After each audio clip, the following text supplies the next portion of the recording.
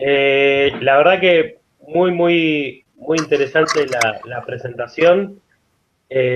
Bueno, estuviste viendo, además de charlar ahí por Twitter y por los chats de YouTube, todo el diálogo que se estuvo produciendo. La verdad que nos parece muy interesante. Aprovecho para comentarles a todo el resto que es el momento de las preguntas.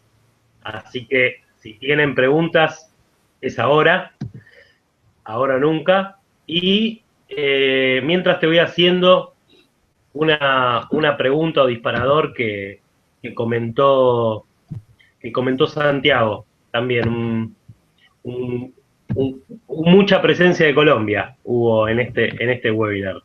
Así que, a ver, la pregunta de Santiago Villegas fue, colega y amigo colombiano, ¿para, ¿para qué la biblioteca? ¿No? Se pregunta, ¿existe tal cosa como un propósito universal o también esta se construye en comunidad?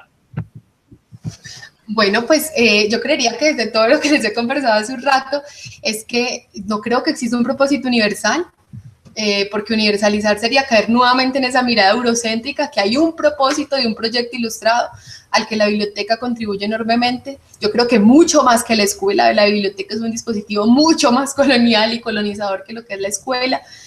Y creo que la biblioteca puede tener indicios o ideas de para qué existe y por qué existe. Yo creería que podría pensarse que hay funciones sociales. Nosotros acá en Colombia y con los desarrollos que hemos venido teniendo hablamos que la biblioteca tiene funciones sociales. 4 funciones sociales: políticas, culturales, educativas y económicas. Y dependiendo del territorio en el que esté ubicado, pues habría que pensar por qué y para qué y cuál es más fuerte, cuál hay que aportar, a la que hay que aportar más o a la que hay que trabajar más con las comunidades. Es como yo planteo, lo voy a poner en el campo de las escuelas porque además mi formación es en la educación y en la bibliotecología, y es, yo digo, bueno, la ley general de educación que todos los países la tenemos dependiendo de nuestro territorio dice por qué y para qué la educación, y hay unos lineamientos normativos, ¿listo? Pero dependiendo de ese proyecto educativo institucional y del territorio y de la comunidad con la que yo trabajo, pues yo hago un énfasis mayor en ciertos asuntos.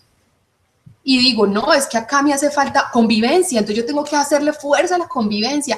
No, pero es que aquí me hace falta alfabetización funcional, llamémoslo así, aprender a leer y escribir, ¿listo? Entonces le voy a hacer énfasis a esto. Entonces la biblioteca podría tener ideas generales, o sea, yo pensaría que las funciones sociales son las que se comparten, pero que es para algo igual para todos, ¿no? Porque la idea es reconstruirlo además, y reconstruirlo no solamente desde nuestro saber hegemónico y desde el discurso que nosotros promulgamos, sino desde ese diálogo con las comunidades, porque eso es lo que han ido pasando. No, yo no, a ver, nosotros conocemos un poco lo que pasa en el resto del mundo, pero eso no quiere decir que estemos en el territorio y lo conozcamos a fondo.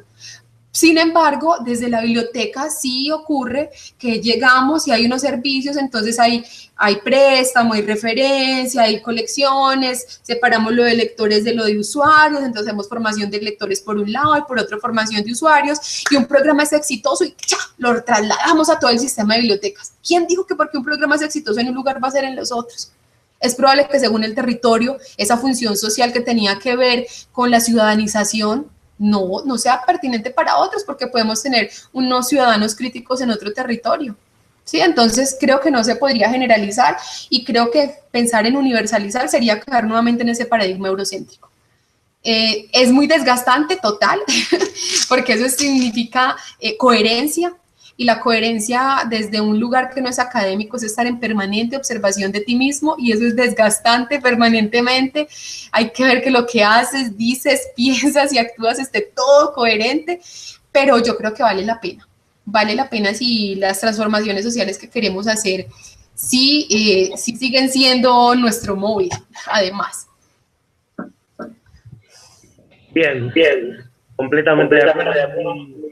muy Muy interesante tu comentario y coincido en esto, en lo desgastante de esto, ¿no? Del pensarse uno, del estar en el territorio y con la comunidad que nos exige. Eso está bueno porque en algún punto nos saca de nuestra zona de confort o de otros modelos o de reglas que queremos aplicar o que vimos en otros proyectos, en otras ciudades, en otros países, y nos exige esto una dinámica y un estar en contacto y conectando con nosotros y con la comunidad. Así que muy, muy bueno. A ver, acá, yo ya te digo el nombre, le gustaría saber, ya te digo porque era una colega también colombiana, que acá en algún momento se presentó. A ver, Biblioteca CSBLM, recuérdenme el nombre, a ver si está ella, si la nombro. Ella lo que le gustaría saber es qué experiencia en promoción de lectura exitosa, un ejemplo, ha tenido ella en comunidades interculturales y qué dificultades has tenido en este campo. Bueno, yo creo que ahorita les mencioné una que es como mi hijo consentido, todos tenemos un hijo consentido además de los reales, y es el programa de educación lectora intercultural, como se los contaba, pues que tal vez no lo dije al inicio, pero todo este móvil o todo lo que he venido trabajando, investigando en compañía de Diverser particularmente y el grupo de la Escuela de Bibliotecología, ha tenido como resultado un programa de educación lectora intercultural, del cual hay una publicación también a la que se puede acceder. Hay un video montado en YouTube que presenta el programa, por ejemplo, y que es el que les contaba que no surge porque a Natalia un día se le ocurrió, uy, qué bonito es trabajar con la comunidad afro, no, sino porque las mujeres afro son quienes piensan qué es lo que hay que hacer, cómo hay que hacerlo y qué sería lo interesante conocer. Esa es una experiencia exitosa. Hemos tenido, en este caso en Medellín, dos versiones, una en el 2013 con 6 grupos y otra en el año pasado, en el 2014, en 10 bibliotecas del sistema de bibliotecas públicas. Y ha sido muy interesante. Ahí hay varias dificultades. Lo primero es los conceptos de inclusión y exclusión, porque creemos que diferenciar y decir vamos a hacer un programa con comunidad afro implica que la estamos nombrando y que la estamos estereotipando y además que estamos excluyendo a los que no son afro, porque esa no es la idea, sino que como lo planteaba hace un momento, la idea es que a partir del conocimiento del otro podamos relacionarnos un poco mejor. Y lo otro que tiene que ver mucho es lo que está asociado con la política pública de lectura y escritura en la ciudad, porque nosotros, y creo que la mayoría de países del mundo, hablamos de lectura y escritura y no de oralidad. ¿Sí? Y este programa, por ejemplo, tiene un énfasis muy fuerte en la oralidad, lo que implica que la política pública en Medellín y en el país es política pública de lectura y escritura, aunque a nivel nacional hemos venido tratando de realizar otras apuestas en cuanto a la oralidad, pero en Medellín particularmente, creo que ahora en la formulación del nuevo plan de lectura se va a tener en cuenta el oral. Entonces, como se desconoce, también hay cierta resistencia desde los promotores de lectura para este tipo de programas. Y eso implica también que los recursos a veces sean muy difíciles de conseguir para poder realizarlos. Entonces, esas son como las dificultades que hemos tenido. Pero también yo les puedo compartir el libro por si lo quieren, pues, divulgar sí. Y rotar. Además, Mao lo tiene. Mao también puede pasar. Y eso es como una experiencia chévere. Dale, Natalia, te tomamos la palabra. Si nos puedes compartir el libro o el link al libro, nosotros lo subimos al post mañana de la charla de hoy, con todos los materiales, con tu presentación, con tu grabación de este video y con los links que tú nos pases. Perfecto. Aprovecho para, bueno, la que hacía la pregunta antes era Caroline. Acá suma otra pregunta, disculpa Caroline que antes no te dije el nombre, y te sumo dos preguntas en realidad. Una es otra de Caroline que dice, ¿de alguna manera han sistematizado el impacto de estas experiencias con alguna metodología específica? Dice, por ejemplo, algún modelo de bitácora, encuesta, entrevistas. Eso por un lado. Y después por el otro lado te quería preguntar, conocí hace algunos años un proyecto o un programa, mejor dicho, dentro de la UNESCO que es Memoria del Mundo y que suelen financiar y dar premios. Si tuviste alguna experiencia con ese programa, o ya sea de que hayan registrado o relevado alguna experiencia de biblioteca multicultural que te haya interesado, o como fuente para conseguir financiamiento para proyectos de bibliotecas multiculturales. Ok, bueno, acá hay que decir que además yo soy bibliotecóloga, ¿cierto? Magíster en educación, soy profe, fui promotora de lectura muchos años mientras estudié bibliotecología. Luego coordiné proyectos de lectura y escritura, no en bibliotecas, sino en una fundación que hacía los proyectos en bibliotecas, y ahora soy profe solamente en la universidad. Pero eso no implica que esté desligada de lo que pasa en la realidad en el mundo social, porque además hago parte de un comité, que es el Comité Interinstitucional de Lectura y Escritura, que es asesor de la política pública de lectura y escritura en la ciudad desde la Universidad de Antioquia. Entonces, lo primero es que la metodología para sistematizar es una metodología diferente a la que se utiliza usualmente. Es una metodología que recurre al método narrativo, a la sistematización de experiencias, como ella bien lo dice, a partir de narrativas, de relatos autobiográficos y escrituras de sí, y que implica ese trabajo con la comunidad particularmente. No hay un modelo establecido, el modelo también desde ese lugar y desde las epistemologías del sur hay propuestas, pero la metodología del modelo se va construyendo a medida que estás con la comunidad, pero sí es claro que tiene en cuenta esa voz y está en un lenguaje que no es el habitual científico en el que cualquier persona puede leerlo y acceder a él. Desde la educación y desde la educación popular, pedagogía crítica, pedagogía intercultural, hay propuestas muy interesantes para sistematizar.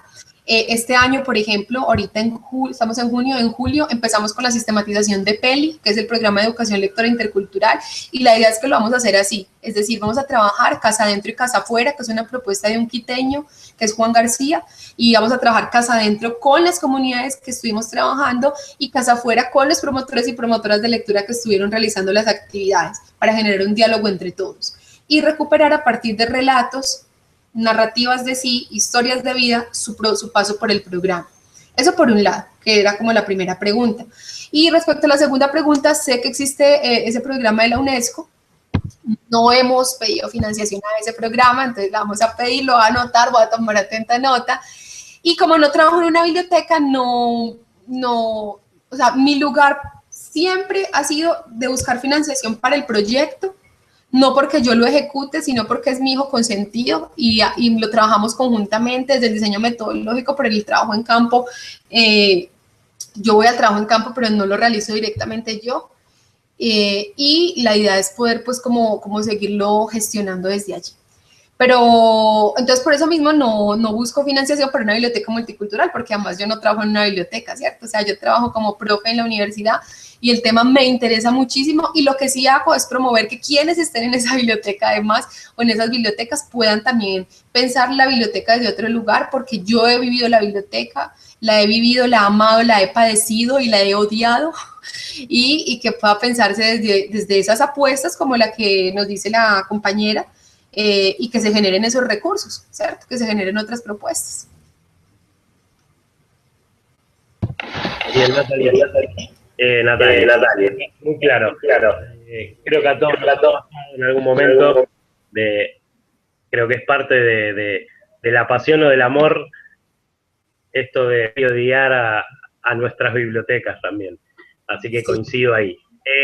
Te sumo dos preguntas más, como para cerrar, porque ya para que todo el resto podamos ir a comer y a seguir con nuestras vidas y ocuparnos de nuestra familia. Las preguntas son dos. Una es que nos hace David Ortiz Querubín: ¿cuáles son los papeles del bibliotecólogo en una biblioteca intercultural? Creo que ahí fuiste igual mencionando bastante durante la charla. Y la otra pregunta es: ¿cómo se relacionan los tesoros humanos, este proyecto o estos proyectos que comentabas, con la cultura digital desde las bibliotecas? Chan. Bueno, Jesús es uno de mis estudiantes. Jesús, estabas muy pendiente. Bueno, pues... ¿¿Esto le suma puntos para que apruebe la materia o no? Ya la aprobó y la aprobó súper bien. Pero la idea es que el rol del bibliotecólogo en una biblioteca intercultural no tiene que ser nada diferente a lo que él hace. O sea, él va a poder realizar lo mismo para lo que fue formado, pero la apuesta acá es darse cuenta que hay otros lugares para enunciar, vivir y habitar el mundo. Es decir, que no solamente es hacerse cargo de un discurso que nos enseñan en la universidad, sino que ese discurso se debe trasladar a un diálogo permanente con las comunidades. Y que eso implica también muchas veces uno irse haciendo un pequeño lavado de cerebro de que tú no, pues de que el profesional o que yo, por ejemplo, yo, Natalia, en este caso, no soy la sabedora de absolutamente todo. Y porque yo sea profesional no quiere decir que sea quien tiene que dar la línea para decir qué es lo que hay que hacer, qué es lo que hay que leer, cómo hay que hacerlo, porque cuando yo llego a un territorio, también es importante contextualizarme en ese territorio. O sea, no llegar a imponer, sino también llegar a leer qué es lo que está pasando ahí. Entonces creo que las funciones serían las mismas, pero con una sutil delicadeza, y es estar muy atento, estar escuchando permanentemente, observando permanentemente qué es lo que sucede, pero no solamente con las comunidades, sino conmigo mismo en la relación con ellas. ¿Sí? Y respecto a lo digital y con la relación con la cultura oral, yo lo que creo es que la cultura digital nos podría ayudar mucho a pensar en de qué modo albergar esa cultura oral, o sea, de preservarla. Aun cuando también hay que decir que la cultura digital tiene bastantes problemas porque hemos pasado del disquete grandote, flexible, al disquete chiquito, luego la memoria, la USB, el disco duro, los CD, los discos, y eso ha pasado en muy poco tiempo. Entonces, esos formatos en los que hemos ido albergando la información también han implicado que esa información se vaya perdiendo. Entonces lo que creo es que sería chévere e importante ver cómo desde ahí se puede albergar lo que tiene que ver con lo oral. Pero no creo que entren en contradicción, al contrario, creo que pueden ser muy buenos amigos y apoyarse, relacionarse, pero sin volver a caer en el riesgo, pues más bien estar pendientes de ese riesgo en el que caemos permanentemente, y es que le damos mucho poder a uno de ellos y desconocemos a los otros por completo. Entonces es que estén ahí todos trabajando junticos. Muy bien. Natalia, te sumo 3 preguntas más que nos quedaron. A ver, no nos vamos más. Yo la respondo rápido también. Responde rápido. Una. María Camila Restrepo, ella pregunta: ¿la Biblioteca Intercultural es un proyecto de largo alcance? ¿Crees que en algún momento puede darse fin o podamos considerarlo como concluido? Eso por un lado. Después, Cris Joliet Morales hace 2 preguntas. Una es: ¿y cómo hacen para descentralizar las estrategias de la biblioteca para que sean realmente accesibles a las personas? Y después, en otro, pregunta: entonces, ¿de qué manera pueden generarse pretextos que seduzcan a las poblaciones para que se vinculen con este tipo de propuestas? ¿Me repites la última, por favor, Fernando? Sí, la de Cris, digo, entonces dice: entonces, ¿de qué manera podemos generar pretextos que seduzcan a las poblaciones para que se vinculen con este tipo de propuestas? ¿A qué poblaciones? O sea, ¿a quién vamos a seducir? ¿A qué poblaciones?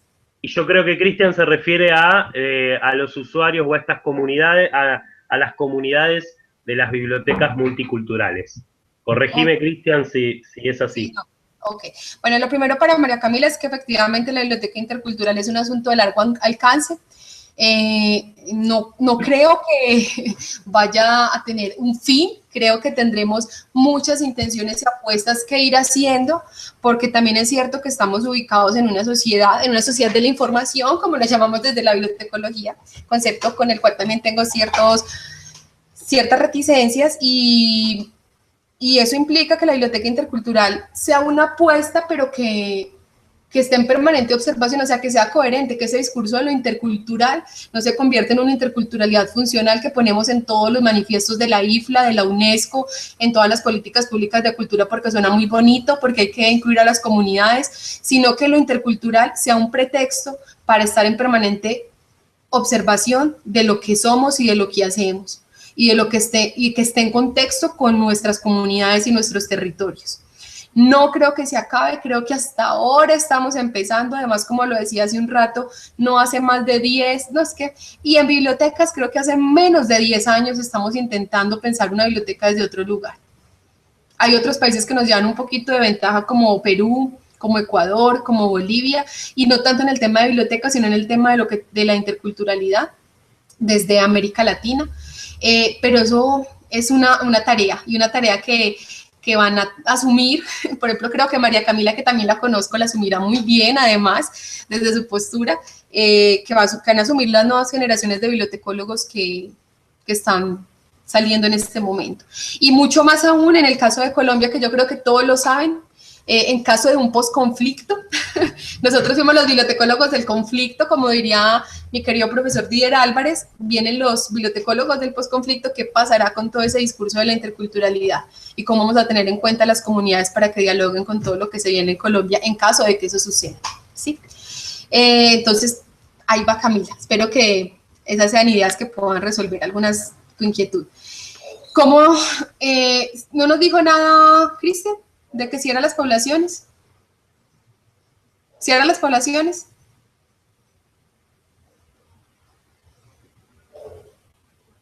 No te escucho nada, Fernando. Te sigo sin escuchar. Pero voy a hacer de cuenta. Ahora sí. Hola. Listo. Dime, repíteme, ¿quieres que te repita la última pregunta o...? No, que si Cristian se dijo que cierran las poblaciones. No respondió más Cristian. Bueno, me preguntaban cómo generar pretextos que seduzcan a las poblaciones, entonces sí. Yo me preguntaría por qué hay que generar pretextos. O sea, ¿quién nos dijo que hay que seducirlas? ¿Y por qué hay que seducirlas? O sea, porque si van a leer, van a ser más ilustrados, y ser ilustrados es tener mejor estatus. O es que tienen que estar informados porque si no están informados van a salir a la calle y algo les va a suceder. O sea, ¿por qué hay que seducirlos? Cuando nosotros trabajamos para las comunidades y no con las comunidades, hay que seducirlas. Porque cuando trabajamos con las comunidades, ellas no necesitan seducirse. Ellas están ahí, porque son ellas quienes construyen la biblioteca con nosotros. No nosotros quienes construimos la biblioteca para ellos. Entonces, no creo que tuviéramos necesidad de seducirlas. Pues también yo sé que soy muy romántica, tengo mucha esperanza, mucha utopía, pero creo que eso es lo que me moviliza todos los días a seguir pensando en la biblioteca desde otro lugar. Porque si no, pues empaque y vámonos. No funcionaría. Entonces, no creo que haya que seducirlas. Creo que lo que hay es que seducirnos a nosotros a trabajar con ellas y no para ellas. Y esa es una tarea mucho más difícil porque es modificar todas nuestras representaciones sociales y formación respecto a lo que es la biblioteca. Y respecto a lo que ha sido nuestra formación histórica desde que estábamos chiquis y desde que ingresamos al jardín de infantes. Bien, perfecto. Natalia, muchísimas gracias. Nos seduciste a todos con tu conocimiento y con tu charla, así que en serio, muchas gracias por enriquecernos y por brindarnos este punto de vista que creo que tiene mucho que ver con aprender, con la idea en la que surgió esta comunidad de colaborativo, surgió de esta necesidad de pensarnos nosotros, de pensar a los profesionales de información y hacer, mostrar realidades, hacer contenido, generar comunidad con una impronta del sur, ¿no? Entonces, con nuestra realidad, con nuestros puntos de vista, con nuestros desencuentros, desamores, con nuestro realismo mágico, con todo eso que por suerte lo llevamos en nuestras venas, o en nuestras venas abiertas, como diría Galeano. Así que... Pero Fernando, yo quiero aprovechar antes de que nos vayamos para una pequeña cuñita y bueno, les voy a pasar la información del libro, les voy a pasar la información del video, cuando esté la sistematización se las voy a compartir y bien. Yo quiero hacerles una invitación así gigante y es que ahorita yo voy a empezar como los estudios de doctorado muy prontamente, en agosto empiezo y sí. La idea es que si les interesa el tema, si quieren trabajarlo, si se quieren unir, si quieren que podamos hacer de verdad una red colectiva a partir de lo que, por ejemplo, hoy se gesta acá con Aprender 3C y que esa investigación no solamente se quede en lo que estamos trabajando acá en Colombia, sino que desde otros países de Latinoamérica también lo quieren trabajar, la investigación colectiva también es posible y podamos hacerlo también, no solamente en Colombia, sino en otros países. Y podemos seguir en contacto y ese espacio que digamos que yo estoy tratando de generar a partir de esas investigaciones doctorales, también pueda ser dialogado, o sea, no solamente es la voz de la persona que está allá, que además creo que en Colombia es muy notorio que no tenemos muchos doctores y doctoras, pero la idea es que eso no es el saber hegemónico, sino que ese saber se construye con los otros. Y sería muy chévere que pudieran también ser partícipes de ahí. O sea, me encantaría que me escribieran, Natalia, vamos a trabajar juntos, vamos a hacer algo en otra biblioteca de cualquier otro lugar y hacemos una pasantía y nos vamos y conocemos y ustedes vienen y así.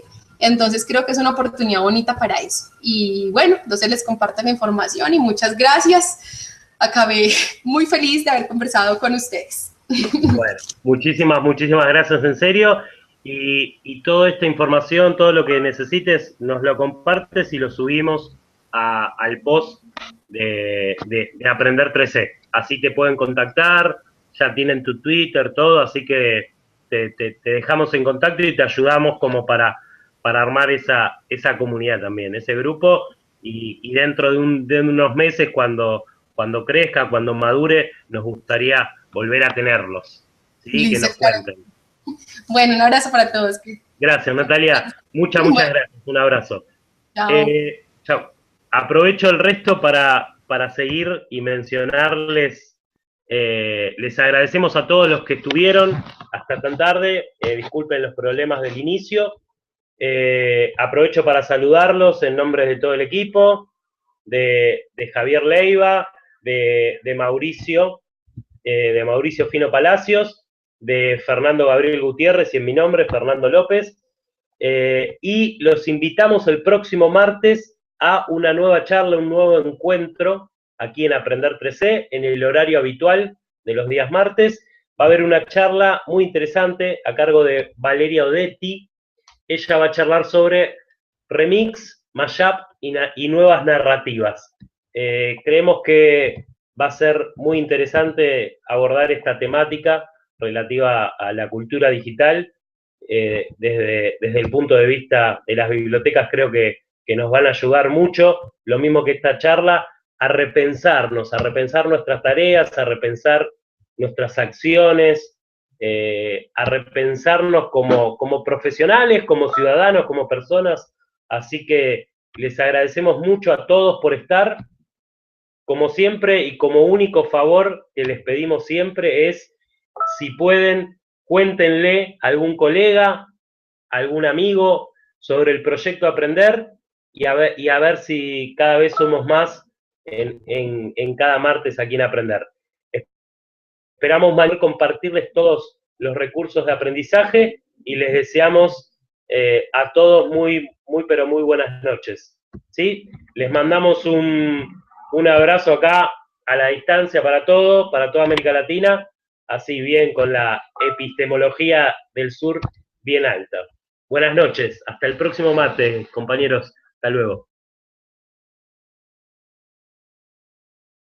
Dependiendo de nuestro territorio, dice por qué y para qué la educación, y hay unos lineamientos normativos, ¿listo? Pero dependiendo de ese proyecto educativo institucional y del territorio y de la comunidad con la que yo trabajo, pues yo hago un énfasis mayor en ciertos asuntos. Y digo, no, es que acá me hace falta convivencia, entonces yo tengo que hacerle fuerza a la convivencia. No, pero es que aquí me hace falta alfabetización funcional, llamémoslo así, aprender a leer y escribir, ¿listo? Entonces le voy a hacer énfasis a esto. Entonces la biblioteca podría tener ideas generales, o sea, yo pensaría que las funciones sociales son las que se comparten, pero que es para algo igual para todos, ¿no? Porque la idea es reconstruirlo además, y reconstruirlo no solamente desde nuestro saber hegemónico y desde el discurso que nosotros promulgamos, sino desde ese diálogo con las comunidades, porque eso es lo que han ido pasando.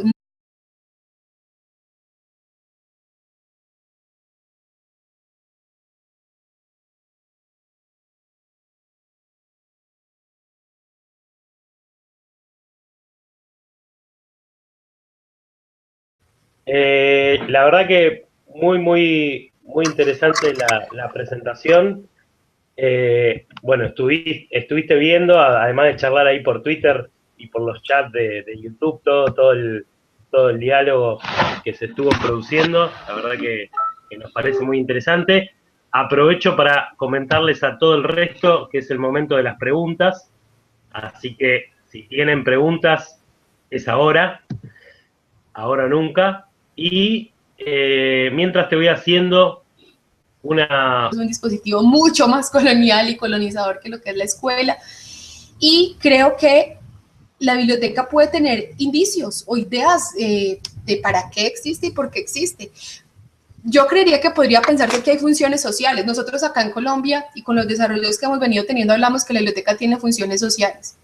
4 funciones sociales: políticas, culturales, educativas y económicas. Y dependiendo del territorio en el que esté ubicado, pues habría que pensar por qué y para qué y cuál es más fuerte, cuál hay que aportar, a la que hay que aportar más o a la que hay que trabajar más con las comunidades. Es como yo planteo, lo voy a poner en el campo de las escuelas porque además mi formación es en la educación y en la bibliotecología, y es, yo digo, bueno, la Ley General de Educación, que todos los países la tenemos de... Una pregunta o disparador que comentó Santiago, también mucha presencia de Colombia hubo en este webinar. Así que, a ver, la pregunta de Santiago Villegas fue, colega y amigo colombiano, ¿para qué la biblioteca? ¿No? Se pregunta, ¿existe tal cosa como un propósito universal o también esta se construye en comunidad? Bueno, pues yo creería que desde todo lo que les he conversado hace un rato, es que no creo que exista un propósito universal, porque universalizar sería caer nuevamente en esa mirada eurocéntrica, que hay un propósito de un proyecto ilustrado al que la biblioteca contribuye enormemente. Yo creo que mucho más que la escuela de la biblioteca. A ver, nosotros conocemos un poco lo que pasa en el resto del mundo, pero eso no quiere decir que estemos en el territorio y lo conozcamos a fondo. Sin embargo, desde la biblioteca sí ocurre que llegamos y hay unos servicios, entonces hay préstamo, hay referencia, hay colecciones, separamos lo de lectores de lo de usuarios, entonces hacemos formación de lectores por un lado y por otro formación de usuarios, y un programa es exitoso y ¡cha!, lo trasladamos a todo el sistema de bibliotecas. ¿Quién dijo que porque un programa es exitoso en un lugar va a ser en los otros? Es probable que según el territorio, esa función social que tenía que ver con la ciudadanización no sea pertinente para otros, porque podemos tener unos ciudadanos críticos en otro territorio. ¿Sí? Entonces creo que no se podría generalizar y creo que pensar en universalizar sería caer nuevamente en ese paradigma eurocéntrico.